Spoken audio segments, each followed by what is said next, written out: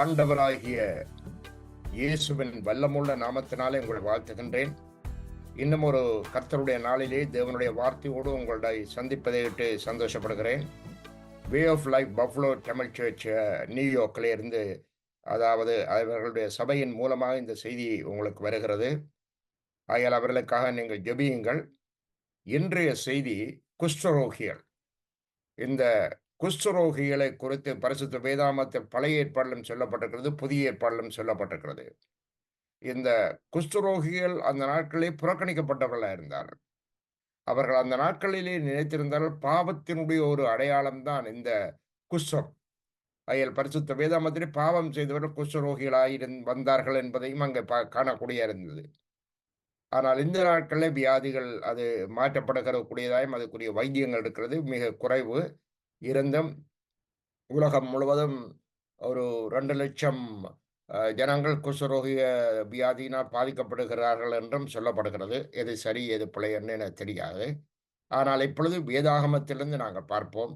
குஷ்டரோகிகள் ஒரு குடும்பத்தோடோ ஒரு வீட்டிலேயோ ஒரு சமூகத்திலேயோ வாழ முடியாது. அவர்கள் பாளையத்துக்கு புறம்பே இருக்க வேணும். அதாவது அந்த கிராமம் அவருடைய பட்டணங்களுக்கு புறம்பே இருந்து சாக மட்டும் அப்படியே இருந்து அவர்கள் வாழ வேண்டியதான், சாக வேண்டியதான், அதுதான் நியதி. ஆகையால் இன்றைய கர்த்தருடைய கிருபையினால நாங்கள் நல்ல சுகதேகிகளாய் ஆரோக்கியமாய் பலமாய் இருக்கிறோம். இது தேவனுடைய கிருபை. ஆகையால் இப்பொழுது குஷ்டரோகிகளை குறித்து நாங்கள் பார்ப்போம். பைபிள் என்ன சொல்லுகிறது என்பதை நாங்கள் கவனிப்போம். லேவியராகமம் 13ஆம் அதிகாரம் 44 46 வரை. Book of Leviticus chapter 13 verses 44 to 46. லேவியராகமம் 13 44 46 வரை வாசிக்க கேட்போம். அவன் குஷ்டரோகி, அவன் தீட்டுள்ளவன். ஆசாரியன் அவனை தீட்டுள்ளவன் என்று தீர்க்க கடவன். அவன் வியாதி அவன் தலையிலே இருக்கிறது. அந்த வியாதி உண்டாயிருக்கிற குஷ்டரோகி வஸ்திரம் கிழிந்தவனாயும் தன் தலையை மூடாதவனாயும் இருந்து அவன் தன் தாடியை மூடிக்கொண்டு தீட்டு தீட்டு என்று சத்தமிட வேண்டும். அந்த வியாதி அவனில் இருக்கும் நாள் வரைக்கும் தீட்டுள்ளவனாக எண்ணப்பட கடவன். அவன் தீட்டுள்ளவனே ஆகியால் அவன் தனியே குடியிருக்க வேண்டும். அவன் குடியிருப்பு பாளையத்துக்கு புறம்பே இருக்க கடவது. பாருங்க, குஷ்டரோகி தீட்டுள்ளவன், அசுத்தமானவன். அந்த நாட்களில் ஆசாரியர்கள்லாம் இவர்களை கவனித்துக் கொள்வார்கள். அப்ப ஆசாரியன் அவனை தீட்டுள்ளவன் என்று தீர்க்க வேணும். மறுபடியும் அவரை கண்டெம்டு as a leper. அவன் வியாதி அவன் தலையில இருக்கிறது. அந்த வியாதி உண்டாயிருக்கிற குஷ்டரோகி வஸ்திரம் கிழிந்திருக்கணும். அப்போ ஒரு நல்ல உடை அவன் போட முடியாது. தன் தலையை மூடாதவனாயும் இருந்து, என்றால் குஷ்டம் உங்களுக்கு தெரியும், உடம்பு முழுவதும் அழுக்கு, புண், மற்றது சிதழுகள் எல்லாம் வரும், அருவருப்பாய் இருக்கும். யாரும் கிட்ட போக மாட்டார். ஆகையால் அவன் வஸ்திரம் கிழிந்தவனா இருக்கணும். தன் தலையை மூடாதவனா இருந்து தன் தாடையை மூடிக்கொண்டு நான் தீட்டுள்ளவன், நான் குற்றமுள்ளவன், அல்லது நான் அசுத்தமானவன் அவனே சத்தமிட வேணும். யோசிச்சு பாருங்க, சாகு மட்டும் அவன் அப்படியே இருக்க வேணும் என்றால் அவனுடைய நிலைமை என்ன மாதிரி இருக்கிறது. ஆனால் ஆண்டவருடைய கிருபையினால இன்றைக்கு நாங்கள் சுகமாய் நல்ல பலனா ஆரோக்கியமாக இருக்கிறோம். அப்படிப்பட்ட சட்டத்திட்ட நிபந்தனைகளும் நமக்கு இல்லை. கர்த்தர் எங்களை குணமாக்குறார், பாதுகாக்கிறார். அப்படிப்பட்ட ஆண்டவருக்கே இன்றைக்கும் ஸ்தோத்திரம் உண்டாகட்டும். அந்த வியாதி அவனில் இருக்கும் நாள் வரைக்கும் அவன் கஷ்டப்பட்டவன் தான். அவன் எப்பொழுதும் குற்றம் உள்ளவன் தான், அல்ல தீட்டுள்ளவன். ஆகையால் அவன் தனியே குடியிருக்க வேண்டும். பாருங்கள், அவன் ஒரு குடும்பத்தோடு ஒரு யாரோடையோ நண்பர்களோடு யாரையும் இருக்க முடியாது. தனிமை என்பது ஒரு கொடுமையானது. இந்த தனிமையிலே வாழ வேண்டி இருக்கிறது. அவனுக்கு ஒரு லைஃப் இல்லை. தனியே குடியிருக்கும். அவன் குடியிருப்பு பாளையத்து புறம்பே இருக்கணும். அதாவது அவர்கள் வாழ்ற மற்ற ஜனங்கள் இருக்கிற இடத்துக்கு புறம்பே தூரத்தில் இருக்கணும் குஷ்டரோகிகள் எல்லாரும். இப்படிப்பட்ட ஒரு நிலைமை தான் அந்த நாளிலே அந்த குஷ்டரோகிகளுக்கு இருந்தது. மனிதர்களுக்கு மாத்திரம் குஷ்டம் என்று நீங்கள் நினையாதீர்கள். அந்த நாட்களில் வீடுகளிலேயும் குஷ்டம் இருக்கிறது. இன்றைக்கும் சில வீடுகளில் இதை நீங்கள் அவதானிக்கக்கூடியதாக இருக்கும். அந்த வீடுகளில் இருக்கிற குஷ்டங்கள், leprosy in the houses, அதை குறித்து இப்பொழுது நாங்கள் வாசிப்போம். Same Leviticus chapter 14, the next chapter 14, 34 to 38. Leviticus 14, 34 to 38. லேவியராகமம் 14ஆம் அதிகாரம் 34 48வது வசனம் வரை இப்பொழுது வாசிக்க கேட்போம்.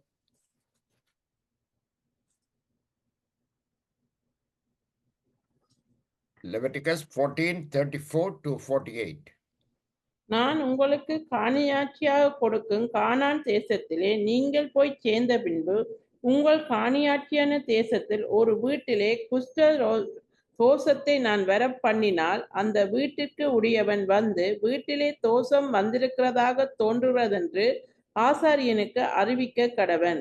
அப்பொழுது வீட்டிலுள்ள யாவும் தீட்டுப்படாதபடிக்கு ஆசாரியன் அந்த தோஷத்தை பார்க்க போகும் முன்னே வீட்டை ஒளித்து வைக்கும்படி சொல்லி பின்பு வீட்டை பார்க்கும்படி போய் அந்த தோஷம் இருக்கிற இடத்தை பார்க்க கடவன். அப்பொழுது வீட்டு சுவர்களிலே கொஞ்சம் பச்சையும் கொஞ்சம் சிவப்புமான குழி விழுந்திருந்து அவைகள் மற்ற சுவரை பார்க்கிலும் பள்ளமா இருக்க கண்டால் ஆசாரியன் வீட்டை விட்டு புறப்பட்டு வாசற்படியிலே வந்து வீட்டை 7 நாள் அடைத்து வைத்து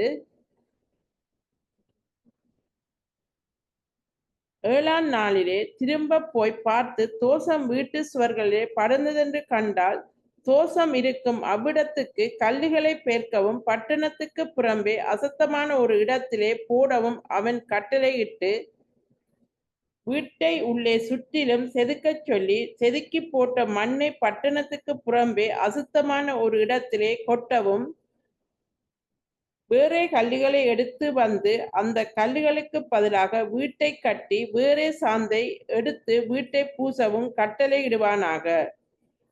கல்லுகளை பெயர்த்து வீட்டை செதுக்கி நவமாய் பூசின பின்பும் அந்த தோஷம் திரும்ப வீட்டில் வந்ததானால் ஆசாரியன் போய் பார்க்க கடவன். தோஷம் வீட்டிலே படர்ந்ததானால் அது வீட்டை அரிக்கிற குஷ்டம், அது தீட்டாயிருக்கும். ஆகையால் வீடு முழுவதையும் இடித்து அதன் கல்லுகளையும் மரங்களையும் அந்த சாந்து எல்லாவற்றையும் பட்டணத்துக்கு புறம்பே அசுத்தமான இடத்திலே கொண்டு போக வேண்டும். வீடு அடைக்கப்பட்டிருக்கும் நாட்களிலே அதற்குள் பிரவேசிக்கிறவன் சாயங்காலம் மட்டும் தீட்டுப்பட்டிருப்பான். அந்த வீட்டிலே படுத்தவன் தன் வஸ்திரங்களை தோய்க்க கடவன். அந்த வீட்டிலே சாப்பிட்டவன் தன் வஸ்திரங்களை தோய்க்க கடவன்.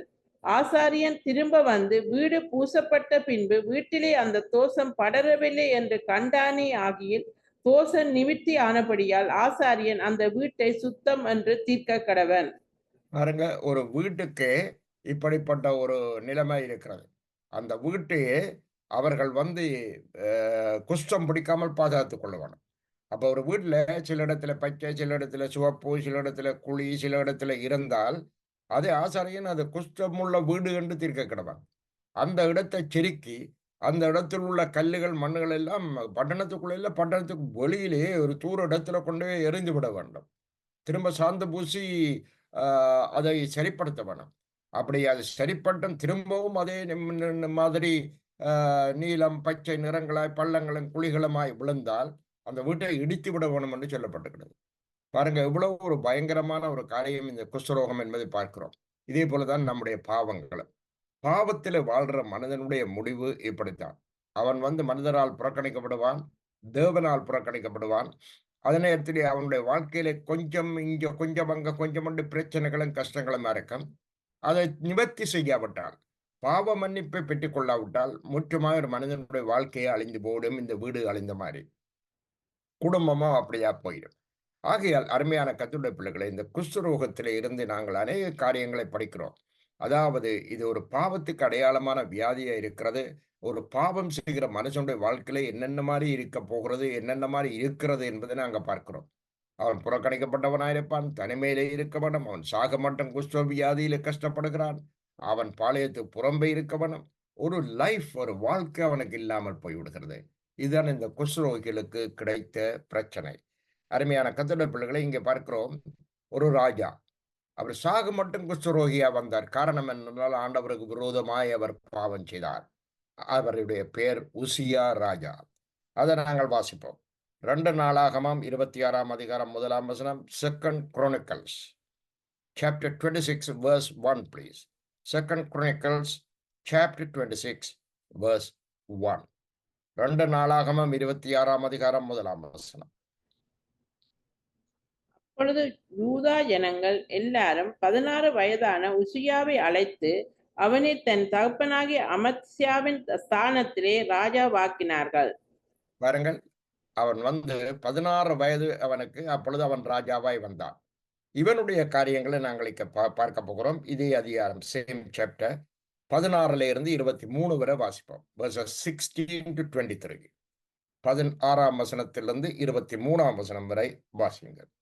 அவன் பலப்பட்ட போது தனக்கு கேடு உண்டாகும் மட்டும் அவனுடைய மனம் மேட்டிமையாகி தன் தேவனாய கர்த்தருக்கு விரோதமாய் மீறுதல் செய்து தூப பீடத்தின் மேல் தூபம் காட்ட கர்த்தருடைய ஆலயத்துக்குள் பிரவேசித்தான்.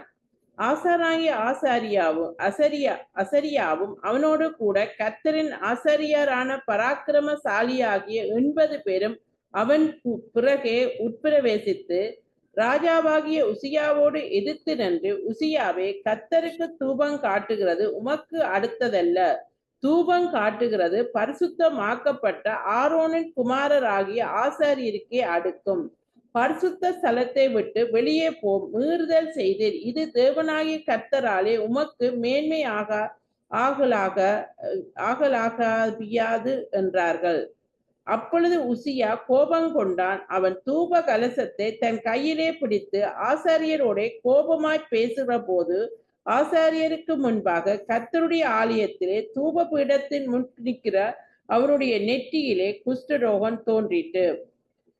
பிரதான ஆசாரணிய அசரியாவும் சகல ஆசாரியாரும் அவனை பார்க்கும் போது, இதோ அவன் தன் நெற்றியிலே குஷ்டம் பிடித்தவன் என்று கண்டு அவனை தீவிரமா அங்கே இருந்து வெளிப்பட பண்ணினார்கள். கர்த்தர் தன்னை அடுத்ததினாலே அவன் தானும் வெளியே போக தீவிரப்பட்டான். ராஜாவாகிய உசியா தன் மரண நாள் மட்டும் குஷ்டரோகியா இருந்து கர்த்தருடைய ஆலயத்துக்கு புறம்பாக்கப்பட்டபடியினால் ஒரு தனித்த வீட்டிலே குஷ்டரோகியா வாசம் பண்ணினான். அவன் குமாரனாகிய யோர்தாம் ராஜாவின் அரமனை விசாரிப்புக்காரனாயிருந்து தேசத்தின் ஜனங்களை விசாரித்தான். உசியாவின் ஆதி ஓடந்த நடபடியான மற்ற வர்த்தமானங்களை ஆமோத்தின் குமாரனாகிய ஏசாய் என்னும் தீர்க்கதரிசியினால் எழுதினான். உசியா தன் பிதாக்களோட நித்திரை அடைந்த பின்பு ஜனங்கள் அவனை குஷ்டரோகி என்று சொல்லி அவன் பிதாக்கள் அண்டையில் ராஜாக்களை அடக்கம் பண்ணுகிற இடத்திற்கு அருகான நிலத்தில் அடக்கம் பண்ணினார்கள். அவன் குமாரனாகிய யோதாம் அவன் ஸ்தானத்தில் ராஜாவானான். பாருங்க, ஒரு ராஜாவா இருந்து கொண்டு ஆண்டவரை கீழ்ப்படியாமல் ஆரோனின் குமாரர், ஆரோனின் சந்ததி மாத்திரம்தான் ஆசாரிய வேலை செய்ய வேணும், தூபம் காட்ட வேணும் என்பது ஆண்டவருடைய நியதி. அதை மீறி இவர் ராஜா என்ற அதிகாரத்திலே இவர் தூபம் காட்ட போனார். அதை செய்யக்கூடாது சொன்ன பொழுதும் கோபம் கொண்டார். உடனடியாக அவருக்கு குஷ்டம் பிடித்தது. அவன் மரண நாள் மட்டும் மனம் திரும்பல, அப்படியே குஷ்டரோகியா இருந்து அவன் மரித்தான். ராஜாக்கள் அடக்கம் பண்ற இடத்துல கூட அவனுக்கு அந்த கிரேவியார்ட்ல அவனுக்கு இடம் இல்லாம போயிட்டது. அப்படி அவன் குஷ்டரோகியாக மரித்தான். அவன் குஷ்டரோகியானான். பிரியமான கர்த்தருடைய பிள்ளைகளை பாருங்கள், ஆண்டவர் சொன்னதை செய்ய வேணும், ஆண்டவர் சொல்லாதை செய்யக்கூடாது. இந்த ஊழிய விஷயத்திலேயும் கூட ஆரோனை போல் அழைக்கப்படாவிட்டால் ஒருவன் தானாக இந்த ஊழியத்துக்கு ஏற்படுவதில்லை. இன்றைக்கு அநேகர் அழைப்பில்லாமல் ஊழியத்துக்குள்ளே வருகிறார்கள். அநேகர் பணத்துக்கு பொருளுக்காக வருகிறார்கள். அநேகர் இது ஒரு வியாபார ஸ்தலமாய் மாற்றி விடுகிறார்கள் சபைகளை. ஆகிய அருமையான கர்த்தருடைய பிள்ளைகளை, இந்த விஷயத்தில் கவனமாக இருக்க வேண்டும். தேவனால் அழைக்கப்பட்டவர்களுக்கும் அழைக்கப்படாதவர்களுக்கும் உள்ள வித்தியாசத்தை காண முடியும். அதே நேரத்தில் அவருடைய ஊழியங்களுடைய தாற்பயம், தன்மை, பேச்சு, அவருடைய கிரியைகள், இவைகளை எல்லாவற்றிலிருந்தும் கண்டுபிடிக்க முடியும். ஆகையால் இவர் தேவனால் சொல்லப்படாத வேலையை இவர் ராஜாவா இருந்தாலும் அவர் ராஜாவா இருந்திருக்கவனும். இந்த உசியா அவர் போய் இந்த கொடூரமான காரியத்தை செய்ய முற்பட்டதினாலே அவர் குஷ்டரோகியாகி, மரண பரியந்தம் குஷ்டரோகியாகி, கடைசியிலே அவர் குஷ்டரோகியா இருப்பதனால ராஜாக்கள் அடக்கம் பண்ற இடத்துல அடக்கம் பண்ண முடியாமல் இன்னொரு இடத்திலே மரித்த பிறகும் அந்த இடத்திலே அவனுக்கு இடமில்லாமல் போய்விட்டது. ஆகியால் நாங்கள் மிகவும் கவனமாக தேவனுக்கு முன்னால் கீழ்ப்படியவனும், தேவனுடைய பிள்ளைகளாய் இருக்கவனும், பரிசுத்த வசனத்துக்கு நடுங்கவனும், எங்களுடைய வாழ்க்கையிலே நாங்கள் ஆண்டவருக்கு முதலிடத்தை கொடுக்க வேணும். First seek ye the kingdom of God and his righteousness, all these things shall be added unto you. உலகத்து காரியமோ இல்லவோ எது எல்லாவற்றையும் தேவனுங்களுக்கு ஆசீர்வாதமாய் தருவார். முதலாவது தேவனுடைய ராஜ்யத்தையும் அவருடைய நீதியையும் நாம் தேட வேணும். அருமையான கர்த்தருடைய பிள்ளைகளே, இன்னும் ஒரு குஷ்டரோகியை பற்றி பார்க்க போகிறோம். அவனுடைய பெயர் நாகமான். உங்களுக்கு அதை பற்றி தெரியும், நீங்கள் படித்திருப்பீர்கள். இருந்தும் நாங்கள் கடந்து செல்வோம் நாகமானை பற்றி. இதோ 2 ராஜாக்கள் 5ஆம் அதிகாரம், 2 Kings chapter 5 verses 1 to 14. 2 ராஜாக்கள் 5ஆம் அதிகாரம் 1 14 வரை. இது வெர்சஸ் 1 to 14 வாசிக்க கேட்போம்.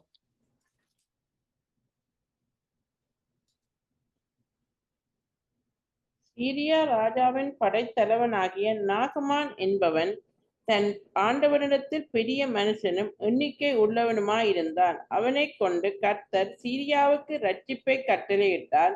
மகா பராக்கிரமசாலியாக அவனோ குஷ்டரோகியாயிருந்தான். சரி, தேங்க்யூ. 1 மினிட். இங்க கவனிக்கிறோம், சீரிய ராஜாவின் படைத்தலைவன். அந்த நாள்ல சிரியர்கள் எப்பொழுதும் இஸ்ரவேலுக்கு விரோதமா இருந்தார்கள், இப்பொழுதும் அப்படித்தான் இருக்கிறார்கள். இந்த சிரிய ராஜாவின் படைத்தலைவனாகிய நாகமான், the commander of the army of Syria என்பவன் தன் ஆண்டவனிடத்தில் பெரிய மனுஷன். அதாவது அந்த ராஜ பரம்பரையிலே, அந்த அரண்மனையிலே அவன் ஒரு பெரிய மனுஷன், எண்ணிக்கை உள்ளவனாக இருந்தான். அந்த ராஜாக்கள் கூடி அவர்கள் ஆலோசனை செய்கிற நேரத்தில் அவன் நாகமான் இல்லாமல் ஒன்றுமே கிடையாது. he was counted as a big man. அவனை கொண்டு கர்த்தர் சீரியாவுக்கு ரட்சிப்பு கட்டளையிட்டார். பாருங்க, அவன் மூலமா எத்தனை யுத்தத்திலே அவனுக்கு சிரியாவுக்கு ரட்சிப்பு வந்தது. மகா பராக்கிரமசாலி, mighty man in valor, mighty man. ஆனால் he was a leper. அவன் குஷ்டரோகியா இருந்தான். பாருங்கள், சீரிய ராஜாவின் படைத்தலைவன், எல்லாவற்றிலும் பெரிய மனுஷன், எண்ணிக்கை உள்ளவன். கர்த்தர் அவனை கொண்டு ரட்சிப்பையும் கொடுத்தார், எல்லாம் செய்தார், மகா பராக்கிரமசாலியா இருந்தால். ஆனால் அவன் குஷ்டரோகி. அருமையான கர்த்தருடைய பிள்ளைகளை, இந்த குஷ்டரோகத்தை அவன் மறைத்தான். ஏனென்றால் அவர் அந்த உயர்ந்த ஸ்தானத்தில் இருக்கிறதுனால, ஒருவேளை அவர் நீட்டு கையுடுப்பு போட்டிருப்பார், அல்லது வாளுகளை ஏந்திருப்பார், குதிரையில போகும்பொழுது வெளியில தெரியல ஜனங்களுக்கு அவர் குஷ்டரோகி. இதே போலதான் இன்றைக்கு தங்களுடைய பணம், பொருள், மற்றது தங்களுடைய ஆஸ்திகள், தங்களுடைய பேச்சுக்கள், மூச்சுக்கள்னால தங்கள் பாவத்தை மறைக்க பார்க்கிறார்கள். அவர்கள் எப்படிப்பட்ட மகா பராக்கிரமசாலிகளாக இருந்தாலும் அவர்களுக்குள்ள பாவம் இருக்கிறது, குஷ்டம் இருக்கிறது அங்கே பார்க்கிறோம். அது ஒரு நாளைக்கு வெளியாக்கப்படும். வெளியாக்கப்படாத ரகசியம் இல்லை, மறைக்கப்படுற மரபொருளும் இல்லை. ஸோ வாட் ஹேப்பன், இந்த நாகமானுக்கு என்ன நடந்தது என்பதை பார்க்க போகிறோம். வாசிங்கள் 2ஆம், 3ஆம், 4ஆம் வசனங்களை வாசிங்கள். verses 2, 3 and 4. சீரியாவிலிருந்து தண்டுகள் புறப்பட்டு இஸ்ரவேல் தேசத்திலிருந்து ஒரு சிறு பெண்ணை சிறப்பிடித்துக் கொண்டு வந்திருந்தார்கள். அவள் நாகமானின் மனைவிக்கு படிவிடை செய்து கொண்டிருந்தாள். அவள் தன் நாச்சியாரை பார்த்து, என் ஆண்டவன் சமாரியால் இருக்கிற தீர்க்கதரிசியினிடத்தில் போவாரானால் நலமாயிருக்கும், அவர் இவருடைய குஷ்டரோகத்தை நீக்கி விடுவார் என்றாள். அப்பொழுது அவன் போய், இஸ்ரவேல் தேசத்து பெண் இன்ன பிரகாரமா சொல்லுகிறாள் என்று தன் ஆண்டவனிடத்தில் அறிவித்தான். பாருங்க, அப்ப இவர்கள் சிரியா ஒரு நாள் யுத்தம் பண்ண இஸ்ரவேலை விரோதமாக போனார்கள். அங்கிருந்து ஒரு சிறு பெண்ணை சிறைபிடித்து கொண்டு வந்தார்கள். அவர்கள் நாகமான் வீட்டில் நாகமானுடைய மனைவிக்கு உதவியா இருந்து வேலை செய்து கொண்டிருந்தால், அப்ப அந்த பெண் இந்த குஷ்டத்தை ஒரு நாள் கண்டுட்டாள். அப்ப மறைக்கப்படாத ரகசியம் இல்லை, அந்த ஒழிக்கப்படுற காரியம் இல்லை. ஒரு நாளைக்கு எல்லா ரகசியங்களும் வெளியில வரும். ஏண்டா கர்த்தருக்கு முன்னால் எல்லாம் நிர்வாணமாக இருக்கிறது, எல்லாம் அவருக்கு தெரியும். ஆகையால் ஒரு நாள் இவர் அகப்பட்டு கொண்டார். அப்ப என்ன நடக்கிற, அந்த பெண் போய் தன்னுடைய நாகமானுடைய மனைவியிடம் சொல்லுகிறார், இவர் இஸ்ரவேலுக்கு போய் அங்கே ஒரு தீர்க்கதரிசி இருக்கிறார், அவர்கிட்ட போனா அவர் குணமாக்கி விடுவார். அவருடைய பேர் எலிசா. அவரிடம் போனால் அவர் குணமாக்கி விடுவார், அவருக்கு ஆண்டவருடைய நாமத்தினாலே குணமாக்கி விடுவார் என்று சொன்னார். இதை அந்த நாகமானுடைய மனைவிக்கு அறிவிக்கப்பட்டது. அப்பொழுது அவன் என்ன சொல்லுகிறான் என்று பார்ப்போம். verses 5 and 6 and 7 வாசிங்கோ. 5ஆம், 6ஆம், 7ஆம் வசனங்களை வாசிக்க கேட்போம். அப்பொழுது சீரியாவின் ராஜா, நல்லது போகலாம், இஸ்ரவேலின் ராஜாவுக்கு நிருபம் தருகிறேன் என்றான். அப்படியே அவன் தன் கையிலே 10 தாலந்து வெள்ளியையும் 6000 சேக்கல் நிறை பொன்னையும் 10 மாற்று வஸ்திரங்களையும் எடுத்து கொண்டு போய் இஸ்ரவேலின் ராஜாவிடத்தில் அந்த நிருபத்தை கொடுத்தான். அதிலே இந்த நிருபத்தை உம்மிடத்தில் என் ஊழியக்காரனாகிய நாகமான் கொண்டு வருவான், நீர் அவன் குஷ்டரோகத்தை நீக்கிவிட அவனை உம்மிடத்தில் அனுப்பியிருக்கிறேன் என்று எழுதியிருந்தது. இஸ்ரவேலின் ராஜா அந்த நிருபத்தை வாசித்த போது அவன் தன் வஸ்திரங்களை கிழித்துக் கொண்டு, ஒரு மனுஷனை அவன் குஷ்டரோகத்தில் நின்று நீக்கிவிட வேண்டும் என்று அவன் என்னிடத்தில் நிருபம் அனுப்புவதற்கு கொல்லவும் உயிர்ப்பிக்கவும் நான் தேவனா? இவன் என்னை விரோதிக்க சமயம் தேடுகிறான் என்பதை சிந்தித்து பாருங்கள் என்றான். பாருங்க, அப்ப இவர் அந்த பெண் சொல்லுகிறாள், அங்கே ஒரு தீர்க்கதரிசி இருக்கிறார், அவரிடம் போனால் அவர்தான் சுகமாக்குவார். அவர் யாரென்றால் இஸ்ரவேலின் தேவனுடைய நாமத்தினால ஆண்டவருடைய நாமத்தினால குணமாக்குவார் என்று சொன்னார். ஆனா இவர் ராஜ பரம்பரை அல்லவா? ஆனா தன்னுடைய ராஜாட்ட போய் ஒரு லெட்டர் பண்றார். இஷ்டவேலு ராஜாவுக்கு ஒரு கடிதம் தரங்க, இந்த குஷ்டரோகி வியாதியை குணமாக்க சொல்லி. ஆனா பெண் சொன்னது தீர்க்கதரிசிட்ட போய் சொல்லி. இன்றைக்கு அநேகர் அப்படி பணம் கொடுத்து பணத்தை செலவழித்து அதனால வெற்றி காணலாம் என்று அவர்கள் நினைக்கிறார்கள். அவன் போய் அந்த லெட்டரை தன்னுடைய ராஜாவிடம் கொண்டு போய் இஸ்ரவேல் ராஜாவிடம் லெட்டரை கொடுத்த பொழுது அவர் வஸ்திரத்தை கிழிச்சு, நான் என்ன தேவனா, நான் எப்படி குணமாக்க முடியும், என்னால் எப்படி முடியும் என்று சொல்லி, இது என்னை விரோதிக்க சமயம் தேடுகிறான் சிரியா ராஜா என்று சொல்லி இவர் தனக்குள்ளே அங்கலாய்க்கிறார். காரணம் என்னவென்றால் சிரியா ராஜாவுக்கும் இஸ்ரவேலின் தேவனுடைய மகிமை விளங்கவில்லை, இஸ்ரவேலின் ராஜாவுக்கும் அவர் இந்த தன்மைகள் விளங்கவில்லை. அவர் கூட சொல்லியிருக்கலாம், இதை நான் குணமாக்க முடியாது, இங்கே ஒரு தீர்க்கதரிசிக்கிறார், அவர் குணமாக்க வராங்க. அப்ப இவர்கள் எல்லாரும் தேவனுக்கு பயந்தவர்கள் அல்ல. இன்றைக்கு உலகத்திலே இவ்வளவு பிரச்சனைகள், உலகத்திலே இவ்வளவு சண்டைகள், சச்சரவுகள், இவ்வளவு யுத்தங்கள் எல்லாம் நடக்கிறது காரணம், இந்த ராஜாக்கள், இந்த பெரிய ஸ்தானத்திலே இருக்கிறவர்கள் எல்லாரும் அவர்கள் தேவனுக்கு பயந்தவர்கள் அல்ல. அவர்கள் தேவனுக்கு உகந்தவர்கள் அல்ல. அவர்கள் கர்த்தருக்கு விரோதமாக தங்களுடைய மேன்மையை காட்டுகிறதுனால தான் இன்றைக்கு இப்படிப்பட்ட நிலைமை உலகத்தில் உள்ள மக்கள், ஏழை மக்களுக்கு இந்த கஷ்டங்களும், துன்பங்களும், யுத்தங்களும், இந்த சண்டைகளும், அழிவுகளும் வருகிறது. அப்ப இஸ்ரவேலின் ராஜாவுக்கும் இஸ்ரவேலின் தேவனை பற்றி புரியவில்லை. சிரிய ராஜாவுக்கும் இஸ்ரவேலின் தேவன் யார் என்று புரியவில்லை. ஆனால் நடந்த சம்பவத்தை நாங்கள் தொடர்ந்து வாசிப்போம். ஃப்ரம் verse 8, 8ஆம் வசனத்திலிருந்து வாசிக்க கேட்போம். இஸ்ரவேலின் ராஜா தன் வஸ்திரங்களை கிழித்துக் கொண்ட செய்தியை தேவனுடைய மனுஷனாகிய எலிஷா கேட்டபோது அவன், நீர் உம்முடைய வஸ்திரங்களை கிழித்துக் கொள்வானேன்? அவன் என்னிடத்தில் வந்து இஸ்ரவேலிலே தீர்க்கதரிசி உண்டென்பதை அறிந்து கொள்ளட்டும் என்று ராஜாவுக்கு சொல்லி அனுப்பினான். அப்படியே நாகமான் தன் குதிரைகளோடும் ரதங்களோடும் வந்து எலிசாவின் வாசற்படியில் நின்றான். அப்பொழுது எலிசா அவனிடத்தில் ஆள் அனுப்பி, நீ போய் யோர்தானில் 7 தரம் ஸ்நானம் பண்ணு, அப்பொழுது உன் மாம்சம் மாறி நீ சுத்தமாவாய் என்று சொல்லச் சொன்னான். அதற்கு நாகமான் கடும் கோபம் கொண்டு புறப்பட்டு போய் அவன் வெளியே வந்து நின்று, என் தேவனாகிய கர்த்தருடைய நாமத்தை தொழுது தன் கையினாலே அந்த இடத்தை தடவி இவ்விதமாய் குஷ்டரோகத்தை நீக்கி விடுவான் என்று எனக்குள் நினைத்திருந்தேன். நான் ஸ்நானம் பண்ணி சுத்தமாகிறதற்கு இஸ்ரவேலின் தண்ணீர்கள்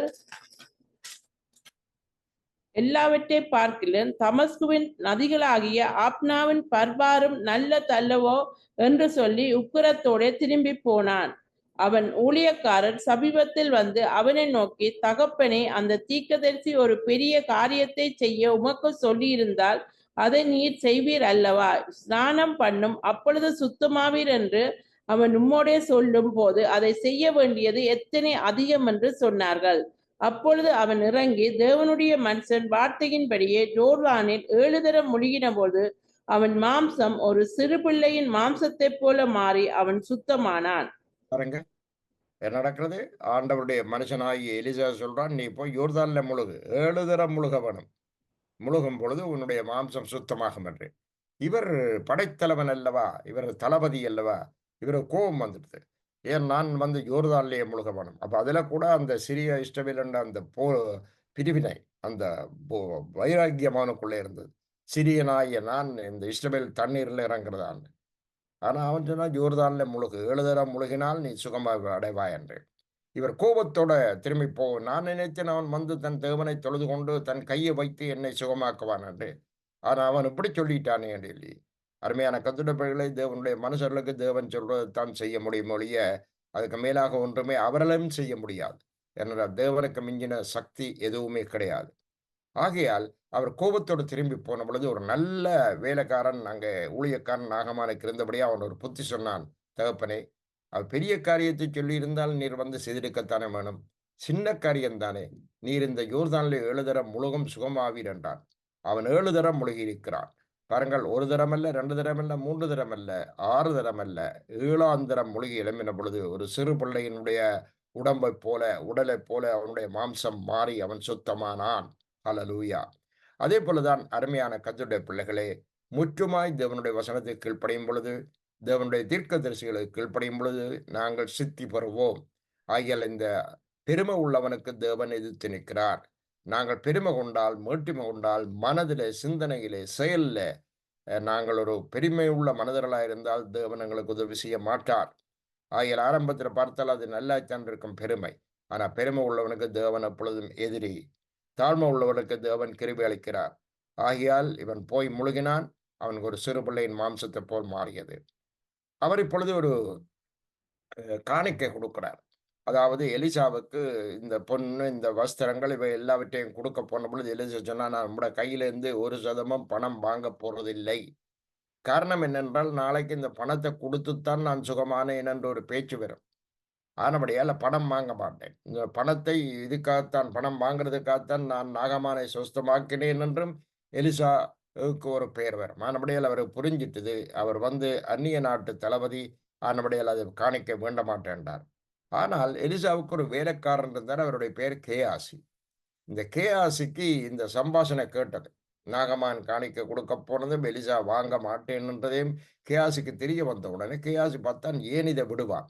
இந்த பணத்தை நாங்கள் பெற்றுக்கொள்வோம் என்று பார்க்கிறோம். இப்படித்தான் சில பேர், இதோ ஊழியம் அது அப்படி, இப்படி நாங்கள் அப்படி செய்கிறோம், இப்படி வெள்ளப்பெருக்கு செய்கிறோம், இப்படி சாப்பிட வழி இல்லை, இப்படி கஷ்டம். பிரியமான கர்த்தருடைய பிள்ளைகளே, ஒருவன் ஊழியத்துக்கு அழைத்தால் தேவன் அவனை போஷிப்பார்.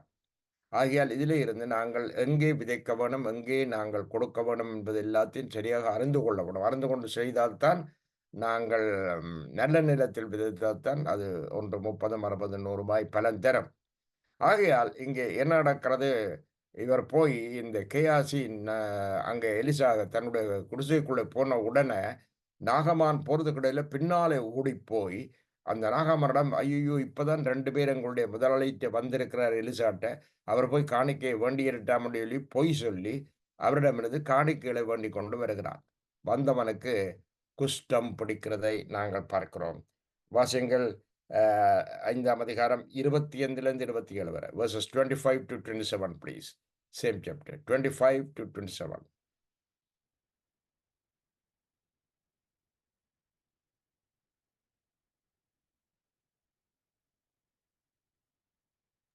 பின்பு அவன் உள்ளே போய் தன் எஜமானுக்கு முன்பாக நின்றான்.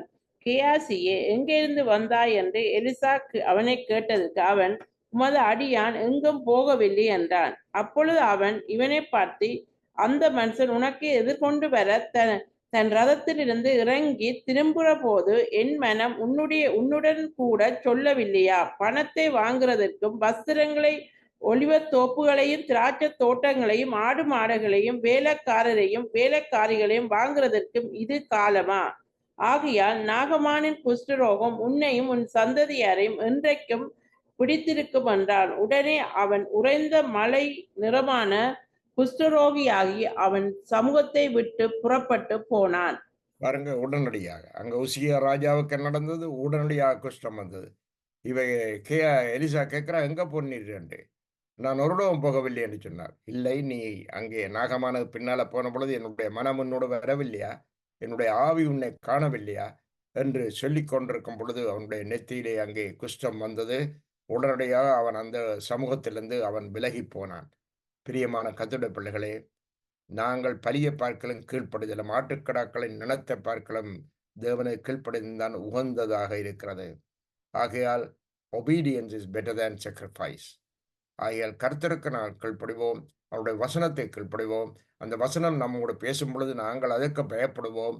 நாங்கள் பாவத்தோடு விளையாடாதபடி பரிசுத்த ஆவிக்குள் நிறைந்து கிறிஸ்துவ இயேசுவோடு கூட நாங்கள் வாழ தேவன் கிருபை செய்வாராக. யார் குணமாக்க முடியும் எங்களை? பாவத்திலிருந்து யார் விடுதலையாக்க முடியும்? தேவன் தன்னுடைய ஒரே பேரான குமாரனை விசுவாசிக்கிறவன் எவனோ அவன் கெட்டுப் போகாமல் நித்திய ஜீவனை அடையும்படி அவரை தந்தருளி இவ்வளவாய் உலகத்தில் அன்பு கொண்டார் என்று சொல்லி சொல்லப்பட்டிருக்கிறது. ஆகையால் இயேசு கிறிஸ்துவின் ரத்தம் சகல பாவங்களையும் கழுவி நம்மை சுத்திகரிக்கிறது என்று பார்க்கிறோம்.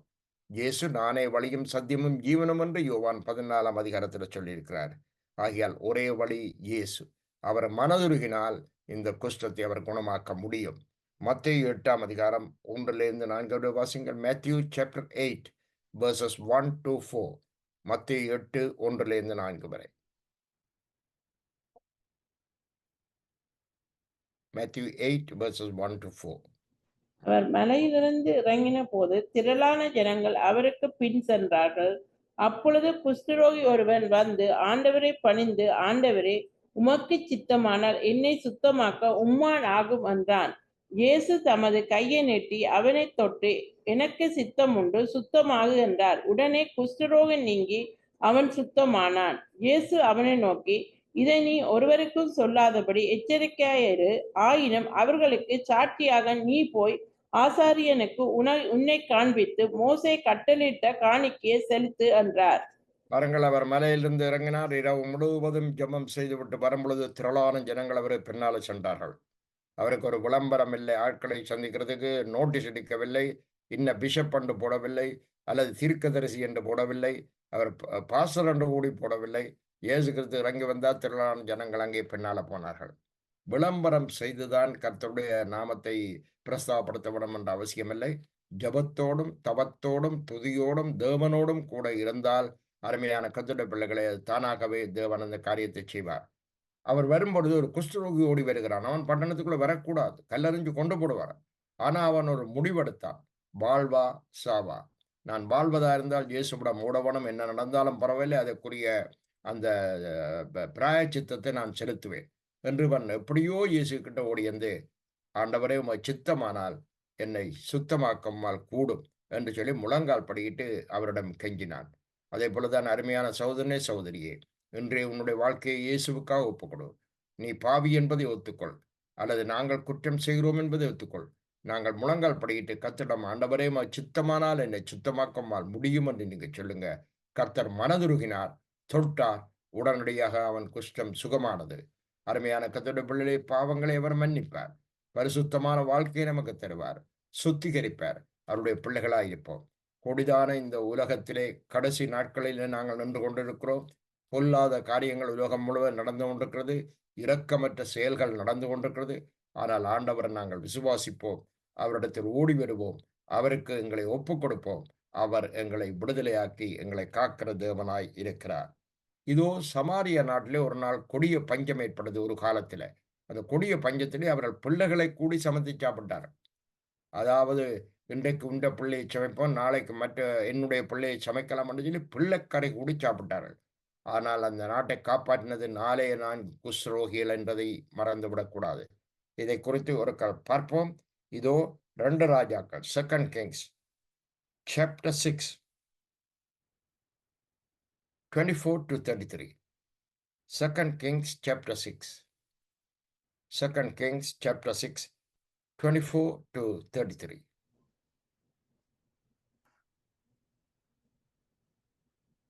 இதற்கு பின்பு சீரியாவின் ராஜாவாகிய பெனாத் தன் இராணுவத்தை எல்லாம் கூட்டிக் கொண்டு வந்து சமாரியாவை முற்றுகை போட்டான்.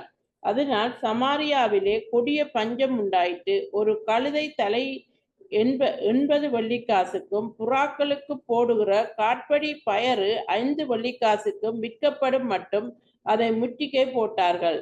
இஸ்ரவேலின் ராஜா அலங்கத்தின் மேல் நடந்து போகையில் ஒரு ஸ்திரீ அவளை பார்த்து கூப்பிட்டு, ராஜாவாகி என் ஆண்டவனே ரட்சியும் என்றாள். அதற்கு அவன், கர்த்தர் உன்னை ரட்சிக்காதிருந்தால் நான் எதிலிருந்து எடுத்து உன்னை ரட்சிக்கலாம்?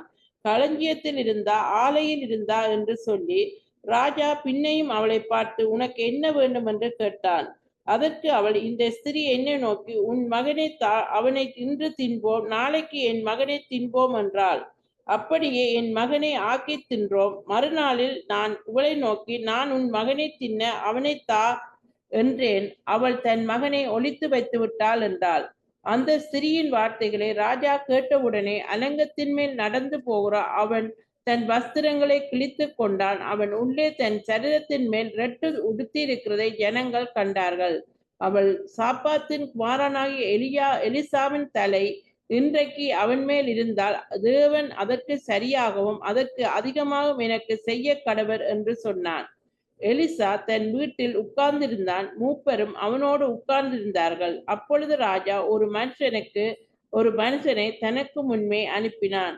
இந்த ஆள் எலிசாவினிடத்திற்கு வரும் முன்னே அவன் அந்த மூப்பரை நோக்கி, என் தலையை வாங்க அந்த கொலை பாதகனுடைய மகன் ஆள் அனுப்பினான், பார்த்தீர்களா?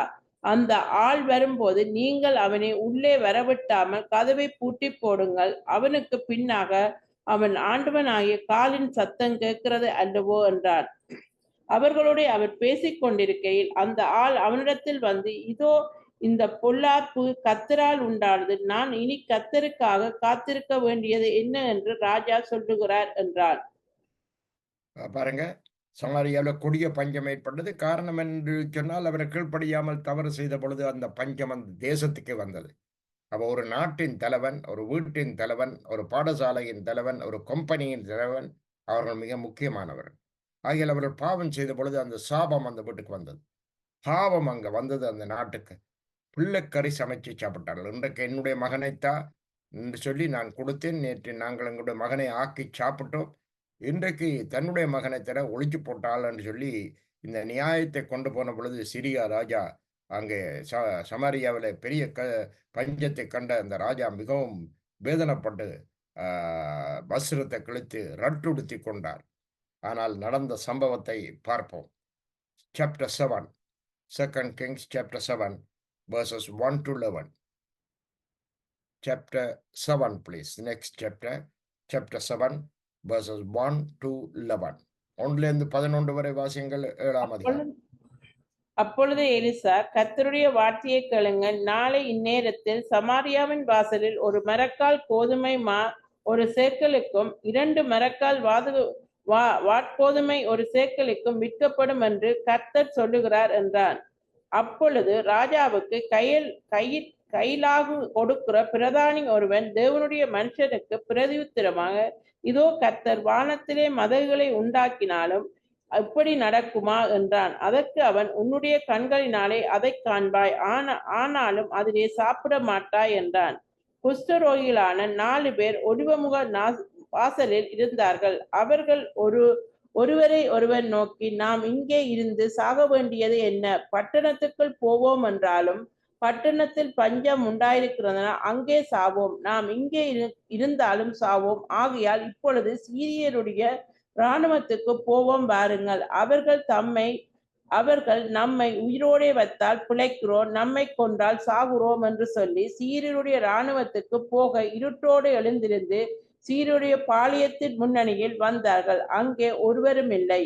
ஆண்டவர் சீரியனின் இராணுவத்திற்கு ரதங்களின் இரைச்சலையும் குதிரைகளின் இரைச்சலையும் மகா இராணுவத்தின் இரைச்சலையும் கேட்க பண்ணினதால் அவர்கள் ஒருவரை ஒருவர் நோக்கி, இதோ நம்மிடத்தில் போருக்கு வா, இஸ்ரவேலின் ராஜா ஏத்தியரின் ராஜாக்களையும் எகிப்தியரின் ராஜாக்களையும் நமக்கு விரோதமாக கூலி பொருத்தினான் என்று சொல்லி இருட்டோடு எழுந்திருந்து ஓடிப்போய் தங்கள் கூடாரங்களையும் தங்கள் குதிரைகளையும் தங்கள் கழுதைகளையும் தங்கள் பாளையத்தையும் அவைகள் இருந்த பிரகாரம் விட்டு தங்கள் பிராணன் மாத்திரம் தப்பும்படி ஓடிப்போனார்கள்.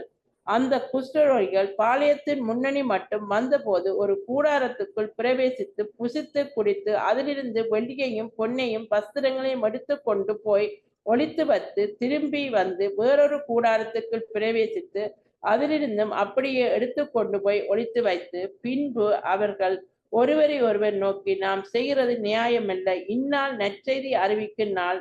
நாம் மௌனமாயிருந்து பொழுது விடியும் மட்டும் காத்திருந்தால் குற்றம் நம்மேல் சுமரும். இப்போது நாம் போய் ராஜாவின் அரண்மனையாருக்கு இதை அறிவிப்போம் வாருங்கள் என்றார்கள். அப்படியே அவர்கள் வந்து பட்டணத்து வாசல் காவலாளனை நோக்கி கூப்பிட்டு, நாங்கள் சீரியனின் பாளையத்துக்கு போய் வந்தோம், அங்கே ஒருவரும் இல்லை, ஒரு மனுஷனுடைய சத்தமும் இல்லை, கட்டியிருக்கிற குதிரைகளும் கட்டியிருக்கிற கழுதைகளும் கூடாரங்களும் இருந்த பிரகாரம் இருக்கிறது என்று அவர்களுக்கு சொன்னார்கள். அப்பொழுது அவர் வாசல் காக்கிற மற்றவர்களை கூப்பிட்டான். அவர்கள் உள்ளே போய் ராஜாவின் அரண்மனையருக்கு அதை அறிவித்தார்கள். அப்பொழுது ராஜா ஆண்டவர் வாசல அறிவித்தார்கள். அப்ப கவனிச்சுக்கொள்ளுங்க, அந்த படகிக்கு முன்னால போய் அங்க இரைச்சல்களையும் இவளையும் கர்த்தர் அனுப்பினார். எலிசா சொன்ன தீர்க்க தரிசனத்தின்படி அடுத்த நாள் எல்லாருக்கும் சாப்பாடு கிடைக்கும் ஆண்டவர் சொன்னார். ஆனால் இந்த நற்செய்தியை அறிவிக்கிறதுக்கு ஆண்டவர் தேர்ந்தெடுத்தது 4 குஷ்ரோகிகள். அவர்கள் பட்டணத்துக்குள்ளே இல்லை, அவர்கள் பட்டணத்துக்கு வெளியிலே இருந்தார்கள். அப்பொழுது அவர் போய் பாளையத்துக்கு போவோம், சிரியருடைய இராணுவ ஸ்தலத்துக்கு போவோம், என்ன நடக்கண்டு இந்த ரதங்களின் இரைச்சல் யுத்த வீரர்களுடைய இரைச்சலை கண்ட உடனே சிரியர்கள் ஓடிவிட்டார்கள். குஷ்ரோகிகள் போய் அதை கண்டார்கள். இந்த நற்செய்தியை நாட்டுக்கு கொண்டு வந்தது இந்த 4 குஷ்ரோகிகள். அதே போல நம்முடைய வாழ்க்கையில நாங்கள் நற்செய்தியை மற்றவர்களை அறிவிப்போம். முதலாவது தேவனை தேடுவோம், எங்களுடைய பாவத்திலிருந்து விடுதலையாகவும். 2வது நற்செய்தி அறிவிப்போம். சுவிசேஷம் அறிவிக்க வேண்டியது நம்மேல் விழுந்த கடமை. நாம் சுவிசேஷம் அறிவிக்காவிட்டால் எங்களுக்கு ஐயோ என்று சொல்லி அப்போஸ்தலனாகிய பவுல் சொல்கிறார். ஆகியால் இயேசு மரித்தார், உயிர்த்தார், எங்களுக்காக இரத்தம் சிந்தினார், வரப்போகிறார், வேதாகம விதமாய் சொல்கிறது என்பதை என்ன விதத்திலும் நாங்கள் மற்றவர்களுக்கு அறிவிக்க வேணும். இதுதான் சுவிசேஷம், இதுதான் நற்செய்தி. இதை நாங்கள் மற்றவர்களுக்கு அறிவிக்கும் பொழுது அது எங்களுக்கு பிரயோஜனமா இருக்கும். இந்த 4 குஷ்டரோகிகள் மூலமாய் அந்த இஸ்ரவேலுக்கு தேவன் ரட்சிப்பை கொண்டு வந்ததை நாங்கள் பார்க்கிறோம். ஆகையால் அருமையான கர்த்தருடைய பிள்ளைகளை உன்மூலமாய் தேவன் பெரிய காரியங்களை செய்வார். நான் பாவி என்று ஒரு இடத்தில் உட்காராமல் இயேசுவிடம் போ, அவருடைய இரத்தத்தினால் கழுவும். 2வது இயேசுவின் பிள்ளையாயிருப்போம். 3வது நாங்கள் ஆண்டவருக்கு நாமத்தினால சுவிசேஷத்தை அறிவித்து ஆத்துமாக்களை முயன்ற அளவு நாங்கள் என்ன செய்ய வேணும்? ஆதாயப்படுத்த வேணும். கர்த்தருடைய நாமம் மகிமைப்பட வேண்டும். ஆகையால் அருமையான கர்த்தருடைய பிள்ளைகளே, இந்த குஷ்டரோகி ஆகிய இன்னொரு மனிதனை பார்க்க போறோம் புதிய ஏற்பாட்டில். அவனுடைய பெயர் சீமோன். இந்த சீமோனை பற்றி பார்ப்போம். மத்தேயு 26ஆம் அதிகாரம் 6ஆம் வசனத்திலிருந்து 13 வரை. Matthew 26 verses 6 to 13 please. Matthew 26 verses 6 to 13. Matthew 26 6ல இருந்து வாசிங்க 11ஆம் வசனம் வரை, 13ஆம் வசனம் வரை. இயேசு பெத்தானியாவிலே குஷ்டரோகியா இருந்த சீமோன் வீட்டில் இருக்கையில் ஒரு ஸ்திரீ வெளியேறப்பட்ட பரிமள தைலமுள்ள வெள்ளப் பரணியை கொண்டு வந்து அவர் போஜன பந்தியில் இருக்கும்போது அந்த தைலத்தை அவர் சிரசின் மேல் ஊற்றினார். அவருடைய சீசர்கள் அதைக் கண்டு விசனமடைந்து, இந்த வீண் செலவு என்னத்திற்கு? இந்த தைலத்தை உயர்ந்த விலைக்கு விட்டு தரித்திரருக்கு கொடுக்கலாமே என்றார்கள். இயேசு அதை அறிந்து அவர்களை நோக்கி, நீங்கள் இந்த ஸ்திரியை ஏன் தொந்தரவு படுத்துகிறீர்கள்? என்னிடத்தில் நற்கிரியை செய்திருக்கிறாள். தரித்திரர் எப்போதும் உங்களிடத்தில் இருக்கிறார்கள், நானோ எப்போதும் உங்களிடத்தில் இரேன். இவள் இந்த தைலத்தை என் சரீரத்தின் மேல் ஊற்றினது என்னை அடக்கம் பண்ணுவதற்கு எத்தனமான செய்யா இருக்கிறது. இந்த சுவிசேஷம் உலகத்தில் எங்கெங்கு பிரசங்கிக்கப்படுமோ அங்கங்கே இவளை நினைப்பதற்கு இவள் செய்ததும் சொல்லப்படும் என்று மெய்யாகவே உங்களுக்கு சொல்லுகிறேன் என்றார். பாருங்கள், அவர் முதல்ல நீங்கள் verse 6 கொண்டு bring it down, scroll it down please. இது எங்கே நடந்தது என்று சொன்னால் இதோ bring it down. இயேசு பெத்தானியாவில் குஷ்டரோகியா இருந்த சீமோன் வீட்டில் இருக்கையில். சீமோனுடைய சகோதரி தான் மரியாள். அப்படியானால் இது மரியாள் மாத்தாவனுடைய தந்தையின் வீடாக இருக்க வேண்டும். ஏனென்று சொன்னால் அங்கேதான் ஆண்டவர் அடிக்கடி போவார். அங்கே குஷ்டரோகியா இருந்த சீமோனை தேவன் குணமாக்கினார் என்று பார்க்கிறோம். ஏனென்றால் இந்த சம்பவத்துக்கும் யோவான் 12ஆம் அதிகாரம், John chapter 12 verses 1 to 6 please. John chapter 12 verses 1 to 6. யோவான் 12 1 தொடக்கம் 6 வரை. யோவான் 12ஆம் அதிகாரம். Yes. பஸ்கா பண்டிகை வர 6 நாளைக்கு முன்னே இயேசு தாம் மரணத்திலிருந்து எழும்பின லாசரு இருந்த பெத்தானியாவுக்கு வந்தார். அங்கே அவருக்கு ராவிருந்து பண்ணினார்கள். மார்த்தாள் பணிவிடை செய்தால், லாசருவும் அவருடனே கூட பந்தியிருந்தவர்கள் ஒருவனாய் இருந்தான். அப்பொழுது மரியாள் வெளியேறப்பட்ட களங்கமில்லாத நலதம் என்னும் தைலத்தில் ஒரு ராத்தர் கொண்டு வந்து அதை இயேசுவின் பாதங்களில் பூசி தன் தலைமையினால் அவருடைய பாதங்களை துடைத்தாள். அந்த வீடு முழுவதும் ஸ்தலத்தின் பரிமளத்தினால் நிறைந்தது. அப்பொழுது அவருடைய சீசரில் ஒருவனும் அவரை காட்டிக் கொடுக்க போகிறவனுமாகிய சீமோனுடைய குமாரனாகிய யூதாஸ் கரியோத்து இந்த தைலத்தை 300 பணத்துக்கு விட்டு தரித்திரருக்கு கொடாமல் போனதென்ன என்றான்.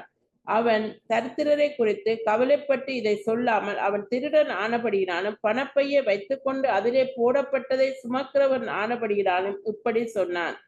பாருங்க, இதுல இருந்து எங்களுக்கு தெரிகிறது இதே சம்பாஷணை தான் யூதாஸ் காரியோத்து இங்கே சொல்லுகிறான். மத்திய 26ல குஷ்டரோகியா இருந்த சீமோன் வீட்டில் அங்கதான் இந்த பரிமள தைலம் பூசப்பட்டது.